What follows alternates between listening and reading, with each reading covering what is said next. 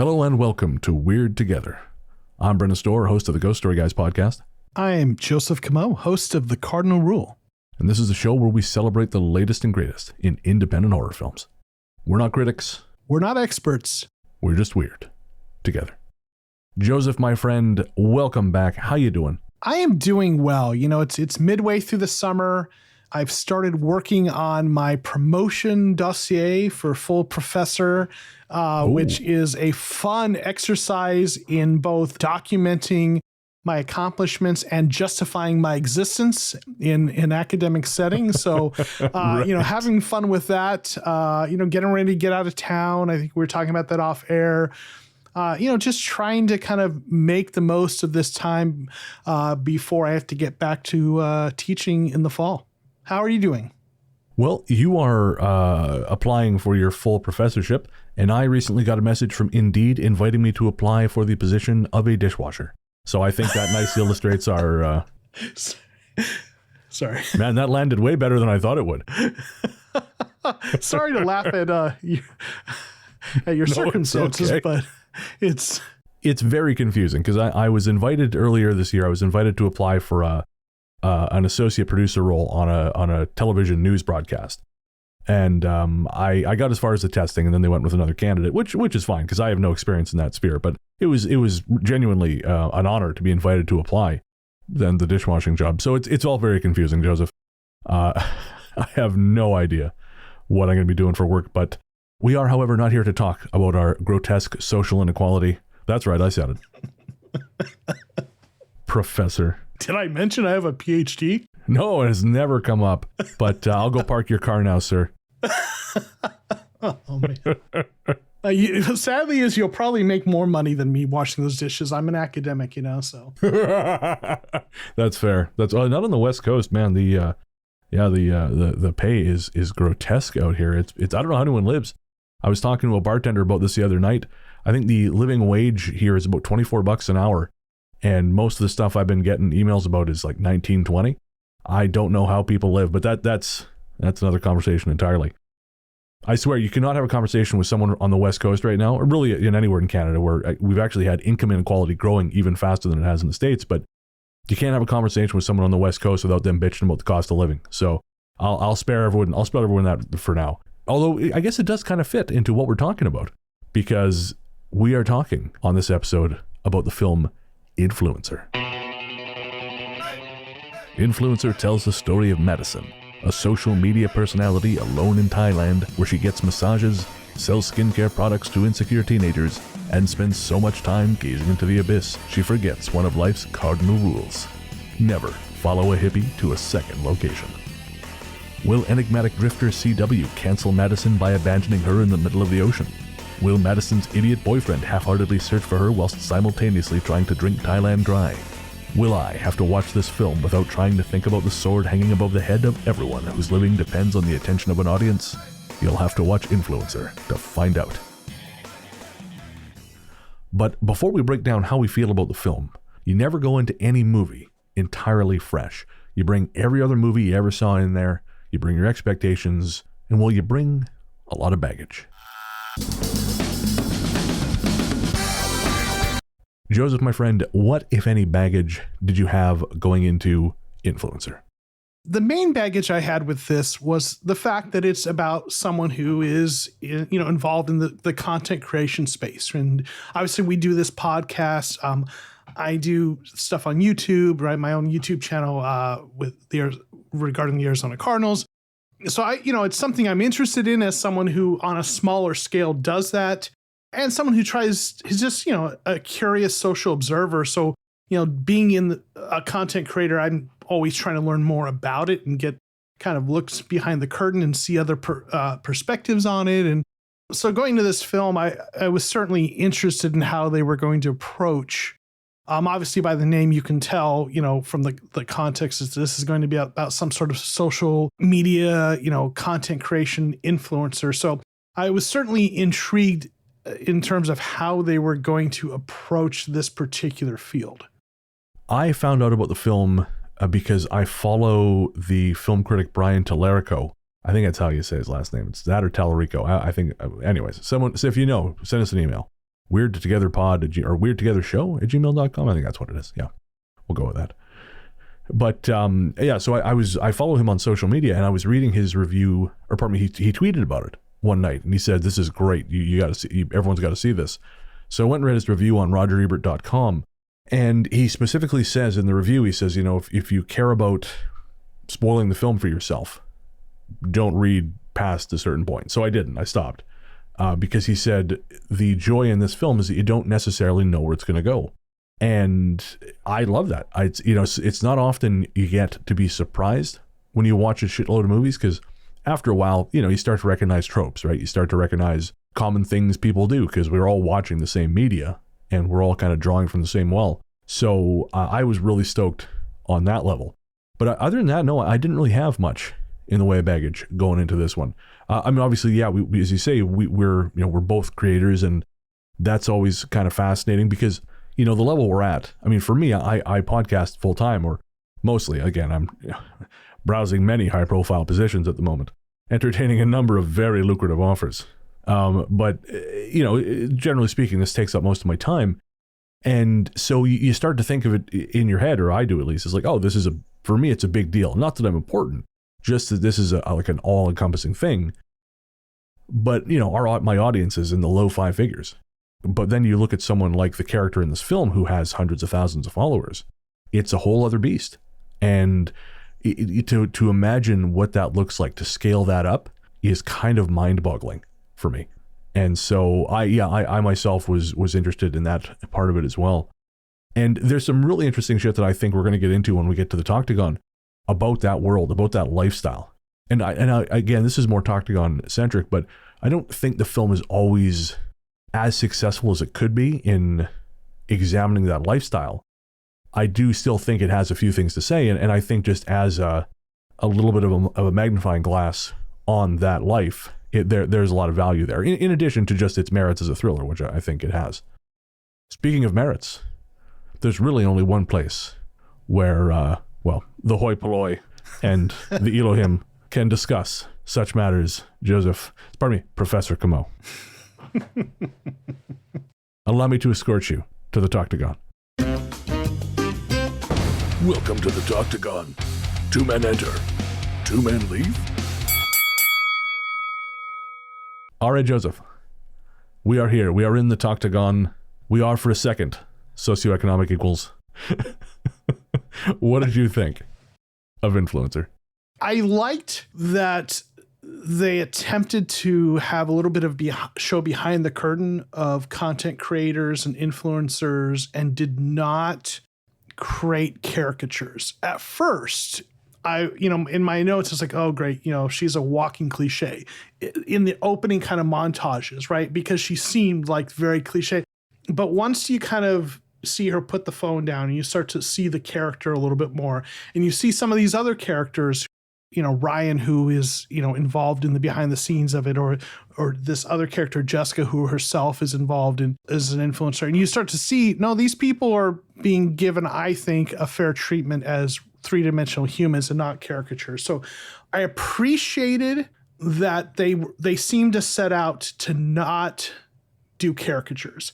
But I would also agree with your view that I think they didn't go deep enough. I think there was a lot of opportunity and a lot of things they could have done in the film to really explore that space even more. Certainly they kind of depict the loneliness. They depict sort of the emptiness and something we'll talk about later, kind of the hyper reality of this. But I think there's so much more meat on those bones that they could have explored. Yeah, I agree. I think there are films that have done this, and I think if you're going to work in this space, then it's hard not to be in the shadow of something like Ingrid Goes West, which is, I guess, kind of a thriller starring Aubrey Plaza about an obsessed fan stalking someone on social media. And even, honestly, a film that I think was underrated at the time was Cam, which was about a young woman who's a cam girl. And it's a straight up horror film. I mean, this is, I'd say, more of a thriller, but Cam is a straight up supernatural horror about a cam girl who basically one day there is a complete duplicate of her online doing her shtick. And it really sort of digs down on how replaceable you are and how tenuous your situation is, or how unstable your situation is when you're relying on the whims of an audience. So I think when those two films are out there, I do think you have to try a little bit harder as far as if you're going to really examine that life. But yeah, I think they develop the characters. Ryan really starts off as a thoroughly unlikable character. And I'll be honest, through most of the film, I didn't like him. And at one point, the point of view sort of shifts to be his point of view. And I wasn't crazy about that because I thought, I don't like this person. There's elements of their relationship that seem at least emotionally abusive. Of course, we're speaking of Ryan and Madison, our main character. And well, I guess really CW is the main character, but Madison is the character who gets us started and sort of our window into that world of influencers.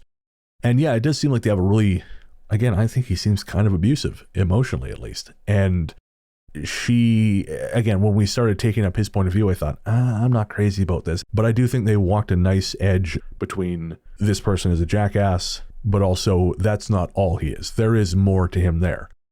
But yeah, again, I felt they did that well. And the filmmakers have said in interviews that they wanted, or the filmmaker, Curtis David Harder, he said that, he wanted to show these are people, while at the same time kind of looking at this wider world and going, why are we doing this? And again, that's the part where I feel like the film doesn't necessarily work. Yeah. And, the Ryan character is interesting because I didn't like him either. There was a point later on in the film, where he's kind of starting to piece some things together and kind of pressing the issue with CW, where I in my notes have said Ryan is a jerk, but at this moment I'm kind of glad that he is, because he was kind of pushing the issue.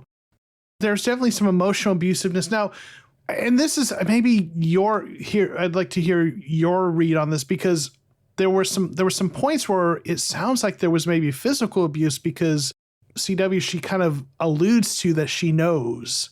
And he kind of has this kind of response that's like that he knows what she's talking about. And then there's this point where she posts as Madison about how he had been abusive, and then gets all these, kind of the social media shows of support, how brave you are for coming forward and this, that, and the other. And my take coming out of this film is there was like some physical abuse in that history as well. What did you read it that way? Interesting. I mean, given the way he behaves when he turns up to the house, that kind of love bombing where, he was very rude to her on the phone when she was clearly in distress. He blamed her for the situation when her passport was stolen. And then to just turn up in Thailand unannounced. And again, that's love bombing. That's a narcissist's tool right there. And so it's possible. I took it as, when CW announced via Madison's account about the abuse, I sort of took that as her painting him into a corner so he didn't have any way to accuse her credibly of having hurt Madison. So I don't know whether the abuse happened or not. I'm unclear on that. And, Curtis Harder, if you're listening, I would very much be curious to know your take on this.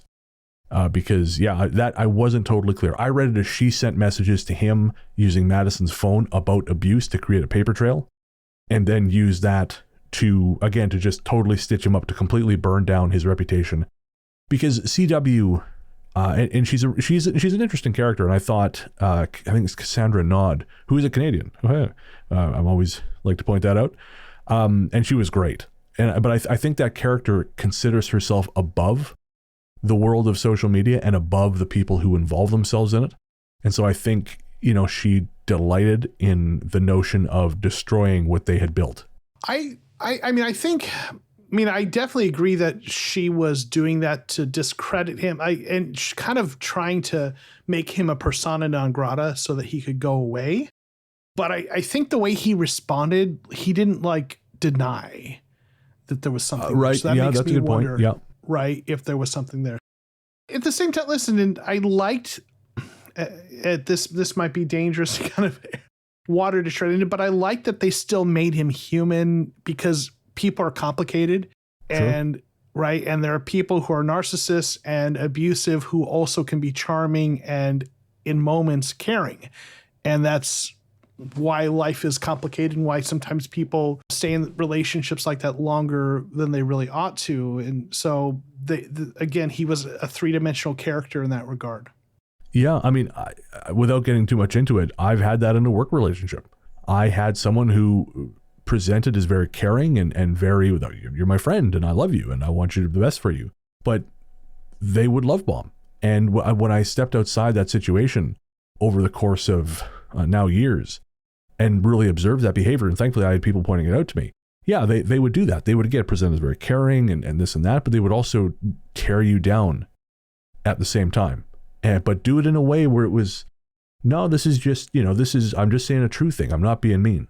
And so, yeah, I very much understand what you mean. Yeah.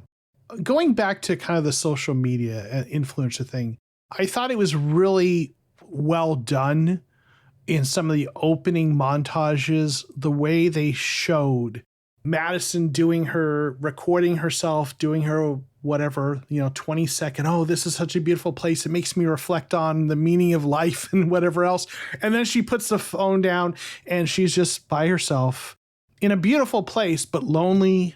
And just, it kind of shows the shallowness and kind of the what I like to, think of as like, well, there's kind of some social theory that I kind of want to bring into this that I think is really interesting. There's a sociologist, philosopher, Jean Baudrillard, who wrote Simulacrum and Simulations, which was very influential. In fact, there's a copy of the book on camera in the movie The Matrix, and reportedly it was required reading for everyone who was associated with the film because it's kind of a philosophical underpinning of the film. That's in Neo's apartment, right? I believe so. Yeah. I have to go back and watch and pin down this shot because I haven't actually looked at that myself, but I've read it multiple places, including the highly reputable source, Wikipedia. So, right. But Baudrillard's a really fascinating sociologist. I read his stuff in grad school, and it's philosophy, it's social theory, it's prose, it's poetry, it's not real accessible at moments, but it's really interesting. And he has this idea of hyperreality, which really kind of looks at these simulations and simulacra that are copies of reality that become more real than reality. Okay, sure. And that's kind of the idea. In fact, there's a meme that I'll share with you that you might want to share in the notes here that explains this theory through pumpkin spice. Right. So there's these 4 stages to hyperreality. Stage 1, initially the sign or the image or representation is a reflection of basic reality. So you have a thing that is reflecting your reality. So in this meme, you see a picture of a pumpkin drawn realistically to look like a pumpkin. Okay, so that's the stage 1. It's a realistic image.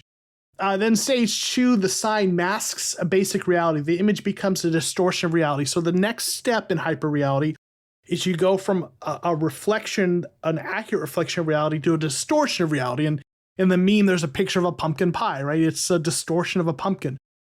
Stage 3, the sign marks the absence of basic reality. The image calls into question what the reality is and if it even exists. So it gets further detached from reality. So then in this meme, there's a pumpkin spice latte, right? So it's even further detached distortion from the original.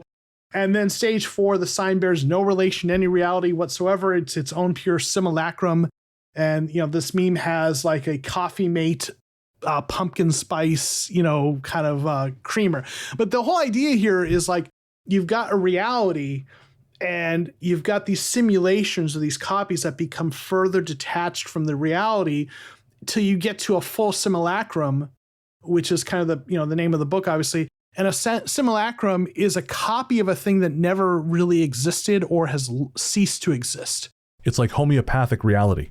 Okay, unpack what you mean. Yeah, I think you're on the right track, but I want to understand. Unpack that for me.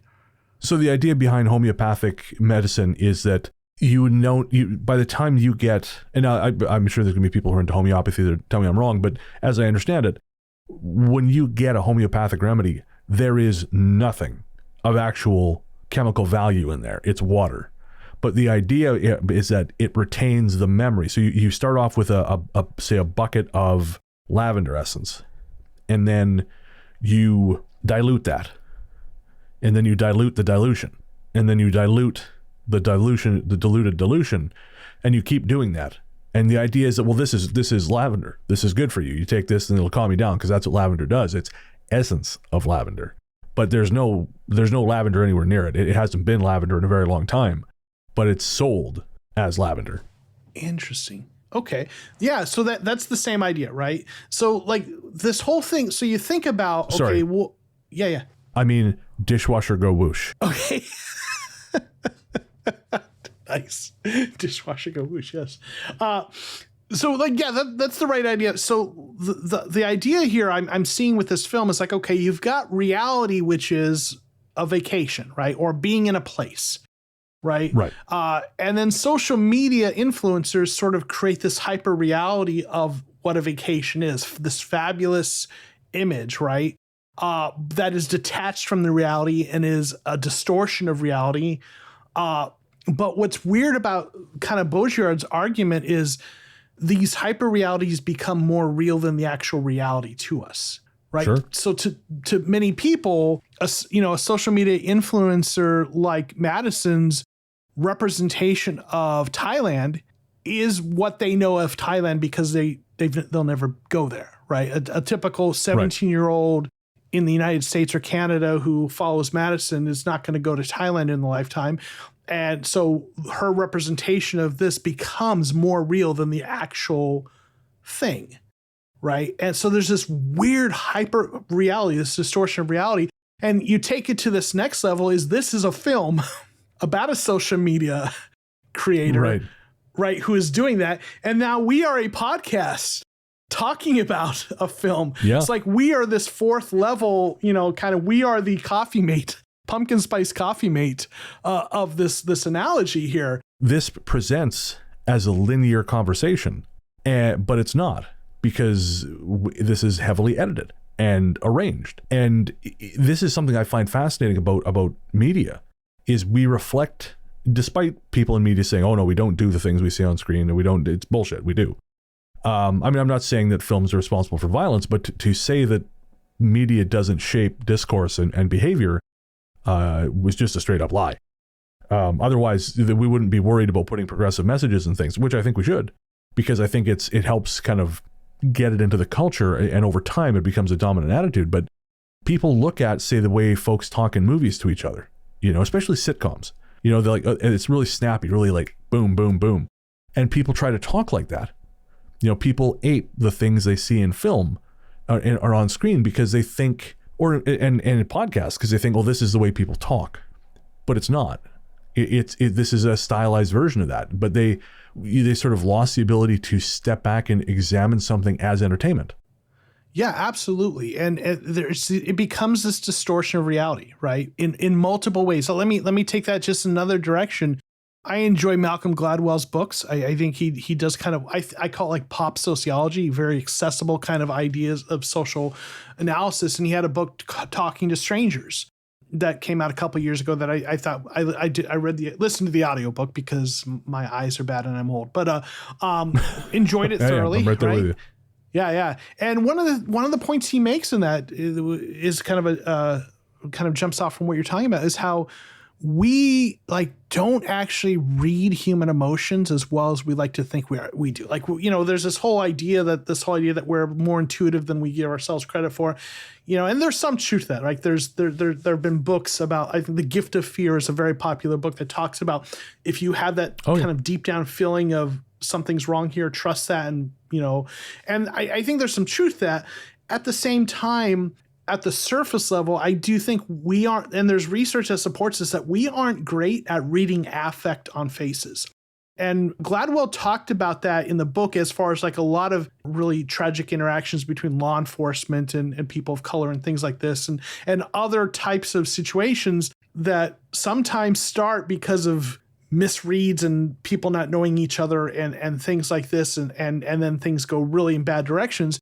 And one of the things he talks about in that book is how sitcoms have shaped our ideas of what facial affect looks like, right? You see a sitcom and the exaggerated look on their face of anger or happiness or surprise or amusement, because actors are acting. They are, and in a sitcom where you have such shorthand to develop the plot and the storyline and what's going on, you do an exaggerated facial affect to represent shock.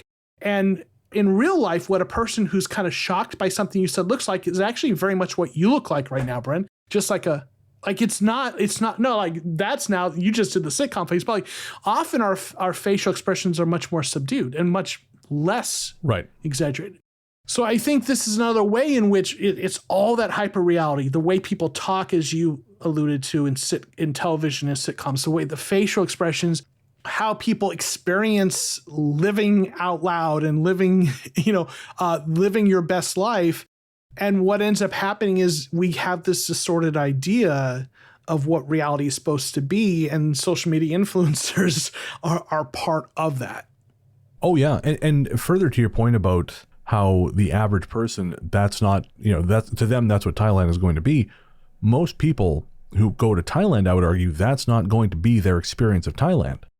The places that Madison were staying were very high end. And you're seeing the best, most curated parts of that. And this is not new commentary about social media, but the average person going to Thailand, they're not going to see that. That's not how they're going to experience it.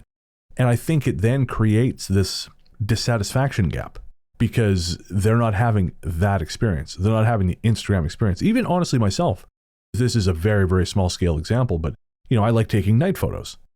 And I some people say, oh, that's very creepy. That's very cool. I wouldn't want to go there, blah, blah, blah, blah, blah.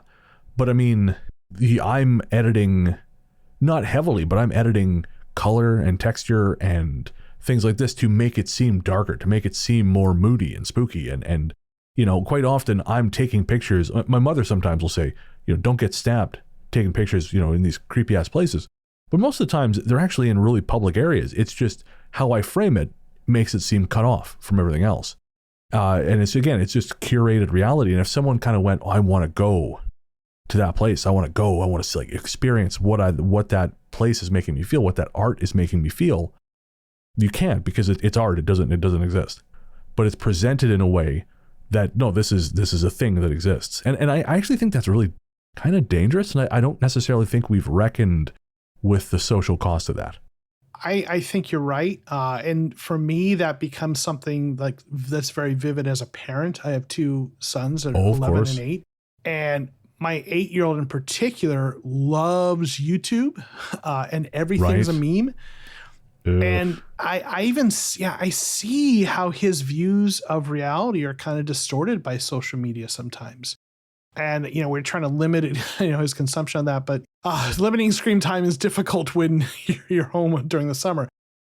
Maybe we've talked about this on here before. Maybe we haven't. But, as a sociologist, one of the things I've often think about is I actually think there's there's a stratification, a social class aspect of it where like the people I meet who have, have more kind of cultural capital in terms of higher education, higher socioeconomic status, their kids are often not on screens all the time.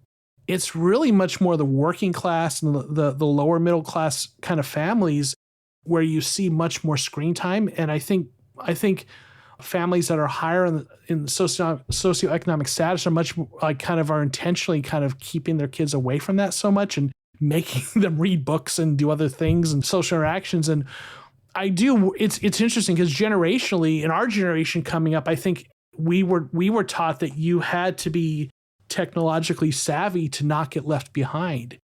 And it feels like there's almost like a pendulum swing where now like you need to buffer yourself and your children from overexposure to technology to not get left behind, because the people who are kind of pulled into that world too much might be the ones who kind of suffer compared to those who maybe learn how to interact in the real world and not be so sucked into this hyper reality. We could probably talk for an hour just about that. I mean, I just finished reading the book Men Who Hate Women by Laura Bates, and it's a really great book. And she talks about these spaces, these online spaces, where it's a bubble, and these men, they don't have opportunities to experience social life in the real world, whether just the opportunity isn't there or social anxiety prevents them, So their experience of the world is filtered through these online forums. And quite often this can result in a very frighteningly toxic worldview. And of course, an incomplete worldview, because this is not really how the world works. This is just this snapshot, which again is manipulated by people who have an agenda. In the case of influencers, to take it back to the film, they're trying to sell you something. In the film, we see Madison selling skincare products. And in the case of the Manosphere, they're selling bullshit. They're selling lies. They're selling fairy tales about the way things used to be and how we can get back there if only you do this and buy this. And it's this person's fault that you're this way. They're selling affirmation of your anger and anxiety is what they're doing. Yeah, exactly. Also, coincidentally, as we're having this conversation, there is a massive strike happening over on Reddit, because basically Reddit is making it more difficult for third-party apps to access their site. And this follows on from the absolute fucking that Twitter has had at the hands of Tesla CEO Elon Musk, the pollution of other public square spaces. And so I was reading a conversation on the social media app Blue Sky where they spoke about this. And basically they're saying that this person was saying what they see happening is the people who run these platforms can't let them just be a social space. They have to constantly, in order to justify their existence, they have to be monetizable.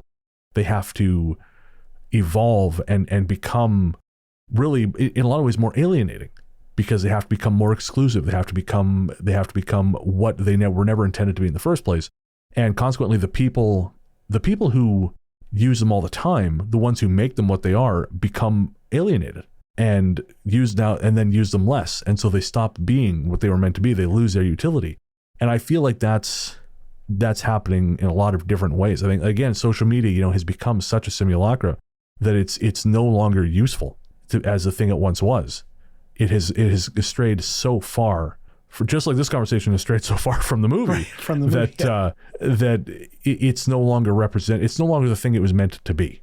Well, yeah, I mean, social media, at its core, in its purest, most idealistic form, is supposed to be a lot of noble things. It's a way to stay connected to people. It is a democratizing thing that creates, opportunities and access for people who might not have had that in the past. And there's still some elements of that, but it has increasingly become, Twitter and for example, you reference that, it's supposed to be this place where if you had interesting ideas and you articulated them in a way that caught people's attention, you could ride the algorithm and get a following and so on and so forth. And now so much of what Musk is trying to do is, where your $8 a month for your verified, gives you preference in the algorithm. And it's turning it back to where, no, you have to pay, right? Pay to play to have that, right? And so it's increasingly reverting back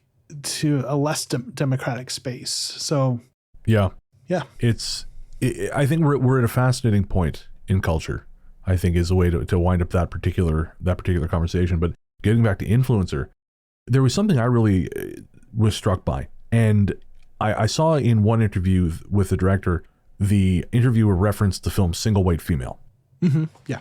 And what I thought was interesting, and they sort of they refer to it as like almost like an erotic thriller, but it's not in any way. And I actually really appreciated that. I mean, you know me, I'm a degenerate. But the character of CW, who is really the talented Mrs. Ripley, essentially, she kills people and assumes their identity for a while and avails herself of their resources and then moves on. And she herself is kind of a cipher. She has almost no interest she has no apparent interest in sex. And I think usually especially when men are writing these films, they like to make their femme fatale very sexual. And that's just not the case. And I like that. I thought that was very refreshing. The only time anything even remotely sexual happens is when she drugs Ryan and tries to make him think they had sex in order to create a false bond between them so as to allay his suspicions.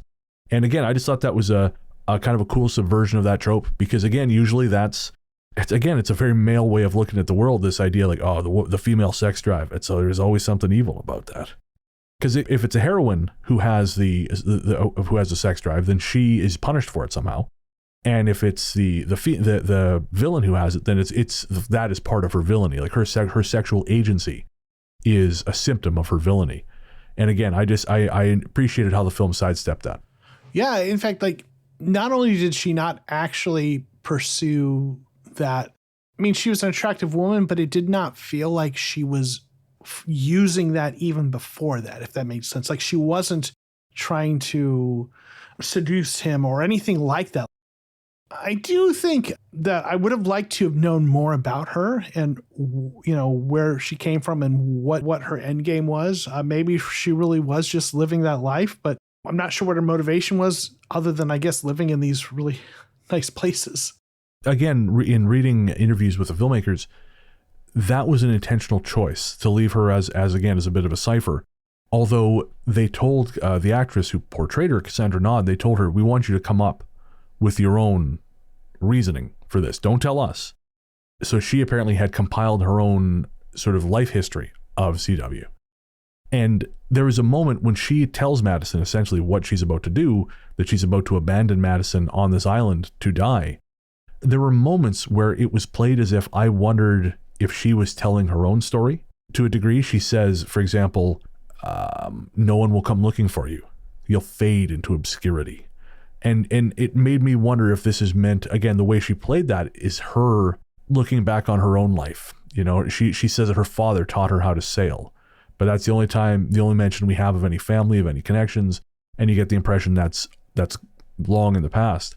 And so again, I wonder if that if that was meant to be reflective of her past experience. Because the other thing that occurred to me is, as I mentioned earlier, she really seems to have a disdain for influencers, for people who do this work.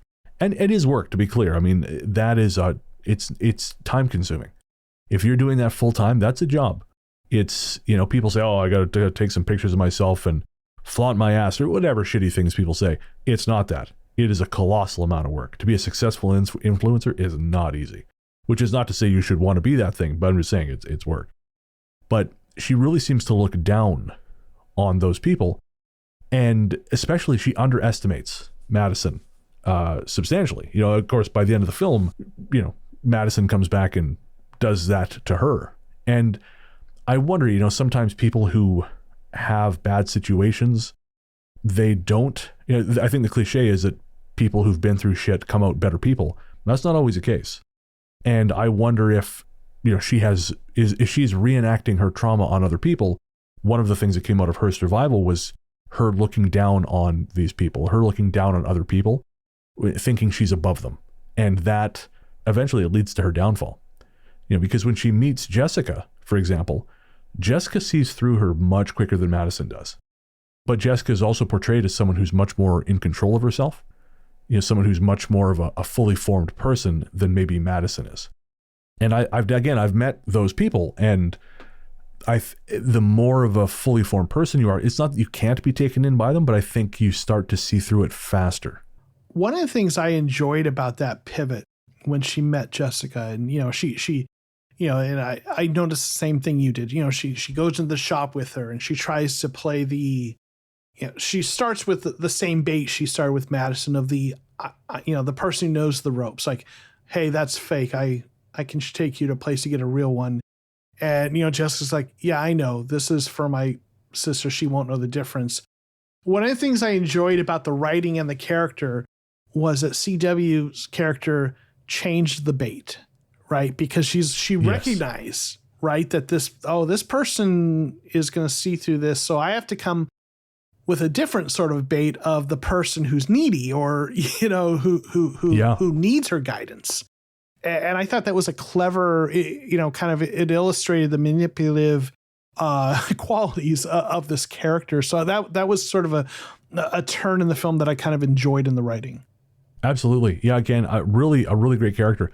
I mean, I don't want to see a sequel to this film because I think it works nicely as it is. But, you know, again, I could see, again, a talented Mrs. Ripley situation where CW just kind of moves through the world, you know, doing this to other people and kind of adapting and using people and learning how people work.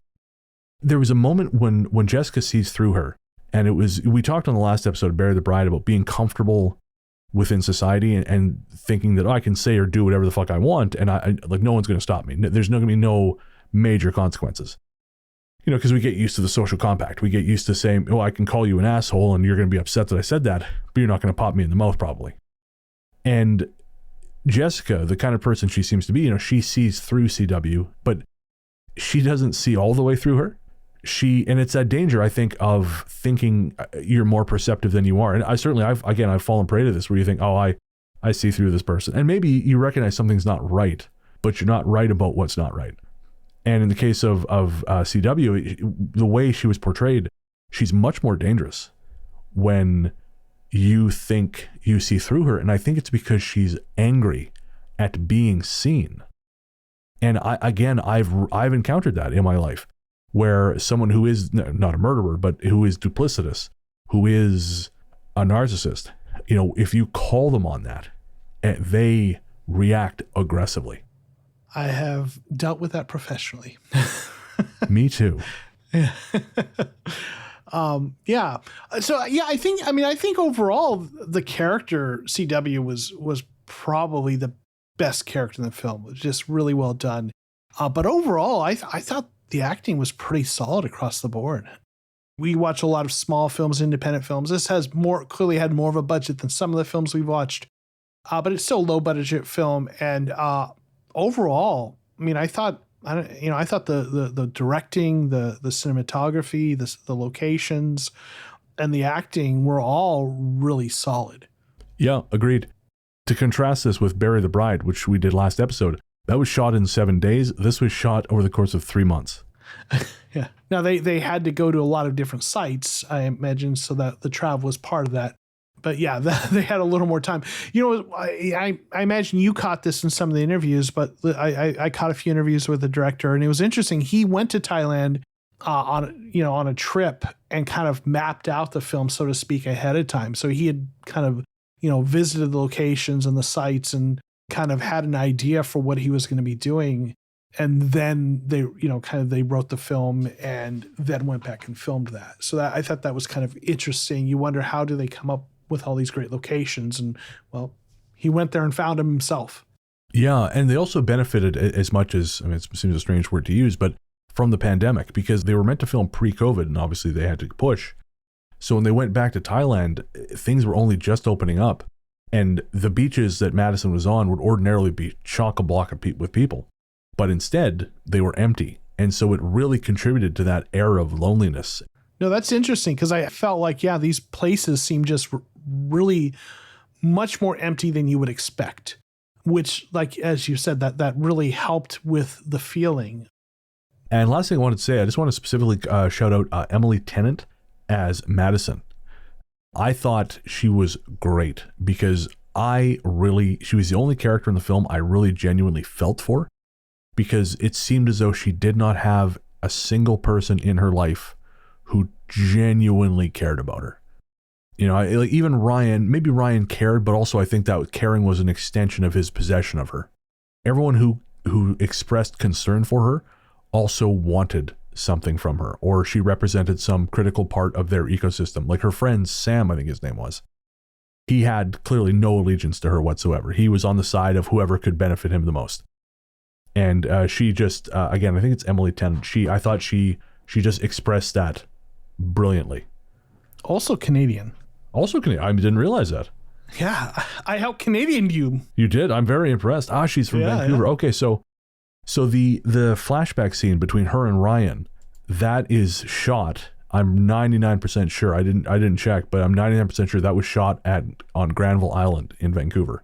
So Madison's character, I agree with you. She was the one that you're kind of pulling for. And I think the second half of the film is where I think you really get to appreciate her character, because in the first half, the first 20-minute montage, she's a walking cliche, but then you see her put the phone down. It's like, okay, well, no, she's not. She's lonely and this and that. But I think there were some things you see in the second half that give her greater depth. The first is the flashbacks that you were talking about with Ryan, where you see, she didn't start out as an aspiring social media darling, right? She literally, he kind of somehow got on a date with her and took a picture of her and was like, hey, this could really get you some following. She's like, what? She just seemed like not at all interested in that world. So you see through this flashback out, oh, he kind of pulls her into it and it creates what she has become. So that gave her depth as not like she was just some teenage kid who just decided I'm going to be an influencer or whatever. Like she didn't have designs on doing that at first. And then she becomes that. And then you see in the film almost like, well, it's almost like these golden handcuffs that maybe she doesn't really want to be part of, but it makes too much money to not do it.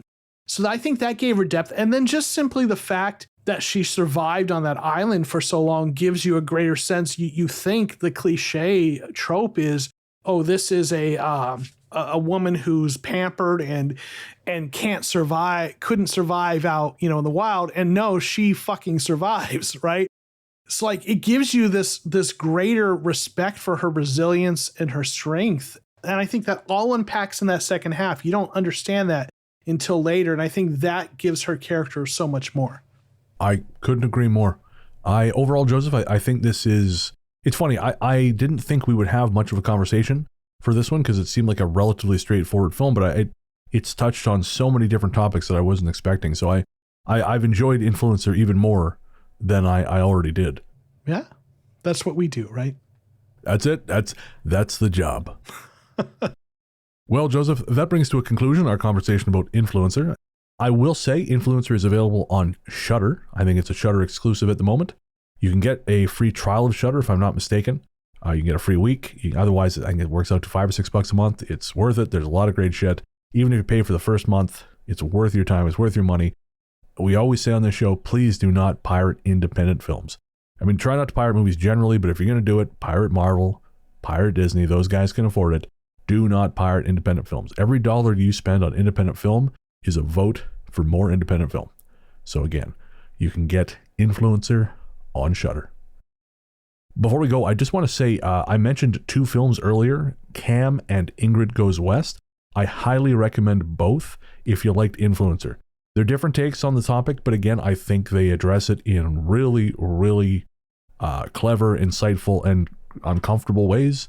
I think Cam is streaming on Netflix, and Ingrid Goes West might even still be on Netflix. Otherwise, both are rentable. I'm sure they're streaming somewhere. Both very, very good movies. Joseph, where can everyone find you online? You can find me on Twitter at JOKOMO13, JOKOMO13. And if you happen to be interested in NFL football, my other thing, you can find The Cardinal Rule on YouTube. Perfect. I'm Largely the Truth on Twitter, Instagram, and Blue Sky. My other show is The Ghost Story Guys. You can find that streaming everywhere fine podcasts live. You'll also find links to both shows in the show notes.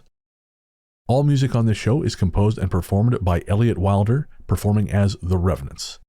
You can find more from them at therevenants1.bandcamp.com or on streaming platforms everywhere, courtesy of Night Harvest Recordings. That's a Ghost Story Guys house label. Our theme song is Rest in Peace from the Revenants album Music from Big Beige.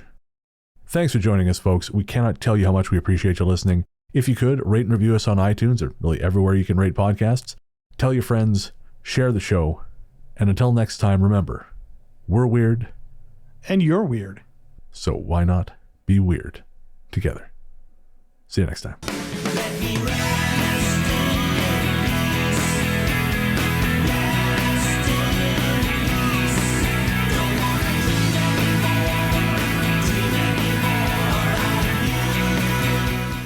Is this where you can do the kind of the film description thing? Spaghetti Western music. Technically surf guitar. Thank you. Oh, okay. Because it matters. I haven't washed enough dishes to have that kind of expertise. So. Oh, you motherfucker. That was good. That was gold. Thanks. Ooh, I'm putting that in the outtakes. We have our first outtake. Oh, that was good. How I hate you.